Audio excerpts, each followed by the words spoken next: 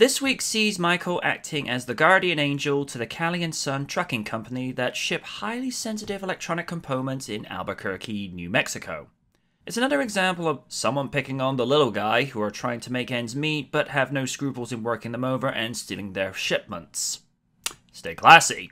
It's one of the more mature and collected times where we see how restrained Michael can be when someone tries to get a rise out of him, especially with the way Ozzy and Kurt tried to vandalize Kit with baseball bats in the late hours of the night only to be made fools out of which Michael highlights that they did that to themselves without any help from him.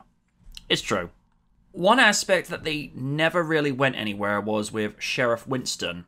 He questioned Knight a few times about his involvement in the investigation of the thefts, but never went to the point of preventing him from doing his work as a freelance investigator. Like I said in previous reviews, this would become more commonplace with people questioning Knight's past when little to no records existed of him. Well, that's reared its head this week with the sheriff running a make on him. This is something he would get used to more so through Season 2. Kit, despite being involved in this episode, felt restricted dialogue-wise, only chipping in when learning about trucker lingo. Nice to know that Michael has the same taste as I do when it comes to pizza when he asked Devon to bring back some deep dish Chicago pizza whilst he was out in Chicago. It's praiseworthy that you don't see the heel turn from Riggins until the last act of the episode where you see him make the phone call instructing the hijackers about the flag semi. That's writing I'd like to see more, where you don't know who the enemy is until the very end, where it catches the characters and the audience off guard. Sadly, like anything, it's a lost art today. And with regards to acting, Yvonne McCord as Terry the Tiger Callie was pleasant to watch as the tomboy trying to do what she can to help the family business stay afloat. She becomes another girl of the week to have eyes from Michael, of which he strikes out at first when he drives her back to her house and he has this half smile. Next time, baby.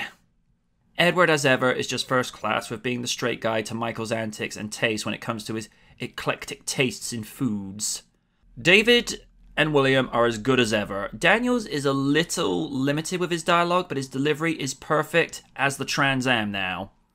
Taylor Latcher, I hope I'm not pronouncing that right, does his job well as trucker Kurt, who pretty much won't take the hint when Terry tells him to take a hike. Take the hint, dude. She's not putting out. I love Kit's naivete with this. I must say, the more I listen to CB channels, the more impressed I am with truck drivers. Yeah? Why's that? They're concerned for wildlife, for example. Every time one of them spots a bear, they immediately report it to all the others. I find that most praiseworthy. Me too, Kit. Me too. And as for the score, Don Peake knocks out an awesome western feel, especially when Michael is driving Terry home. The addition of the harmonica really adds to the ambience of the theme of therapeutic when they're conversing about stars in the night sky. You just don't get scores like that these days. Now come the discrepancies. Oh, sweet lord. Continuity.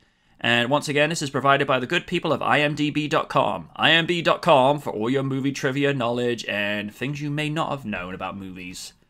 At the beginning of the attack scene between the flag semi and the ancient green IH tractor, the semi's tail gamp ramp is lowered to let Kit out so he can pull alongside the semi for Michael to get in.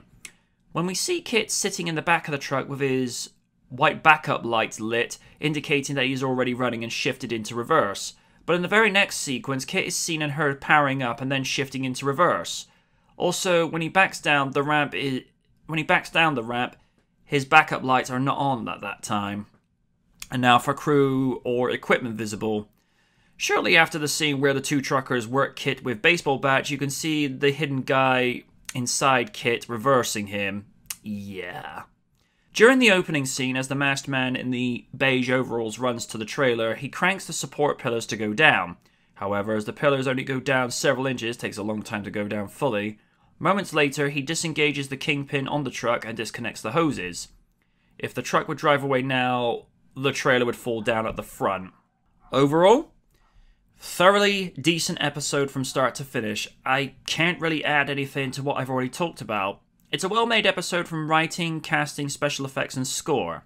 This premise would get reworked for Season 3's 10 Wheel Trouble, and in all honesty, although that episode was good, it doesn't have the same sentiment as this did. 2 more episodes to go before Knight Rider would wrap up production on its first season, and all eyes will be looking on to its second season. Good night from the Knight.